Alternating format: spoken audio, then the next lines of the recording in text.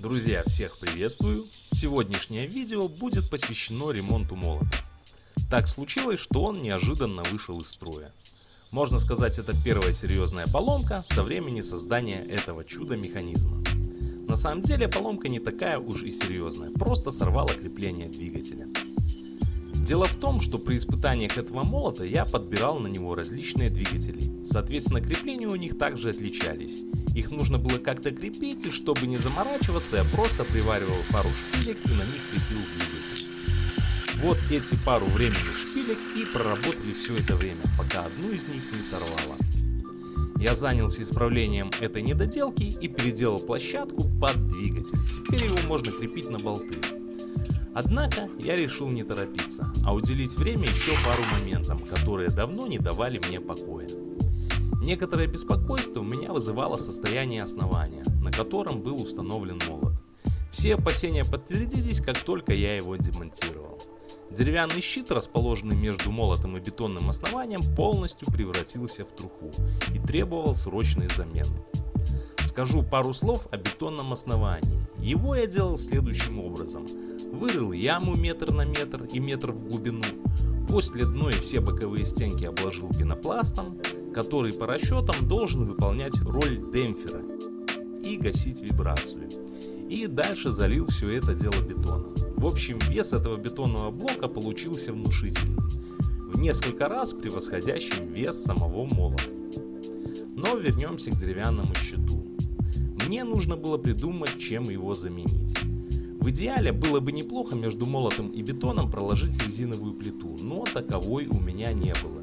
И вдруг пришла идея использовать автомобильные покрышки. Этого-то добра везде навалом. Смачивая нож в воде, я с легкостью разрезал все покрышки на нужные мне полосы. И дальше, распилив по размеру, уложил их крест-накрест на бетонное основание.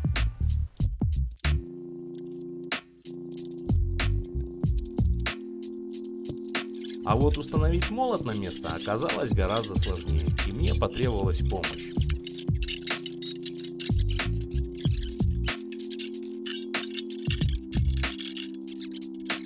Когда шпильки попали в свои отверстия, осталось затянуть гайки и сжать бутерброд из покрышек.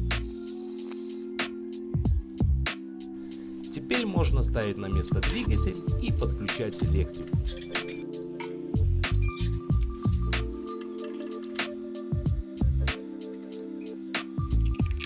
Проверяем, все работает.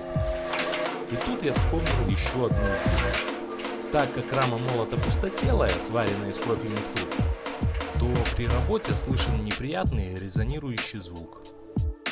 Поэтому я решил заполнить все полости рамы песком. Прожег в глухих местах рамы отверстия сваркой, съездил набрать песка и приступил к его загрузке. Немного повозившись, я заполнил все трубы. Не знаю, произошли ли изменения в плане уменьшения шума. Я пробовал использовать шумомер в смартфоне, но конкретных измерений снять не удалось. Но что сделано, то сделано. Так что вот, друзья, такой ремонт сегодня получился. Еще осталось разобраться с этим противовесом с обратной стороны колеса, так как его вес уже давно намного меньше веса падающей части. Но этим я займусь как-нибудь в следующий раз. А на этом все. Если есть какие-то вопросы, задавайте их в комментариях. Не забывайте делиться видео с друзьями. Всем успехов и до скорой встречи!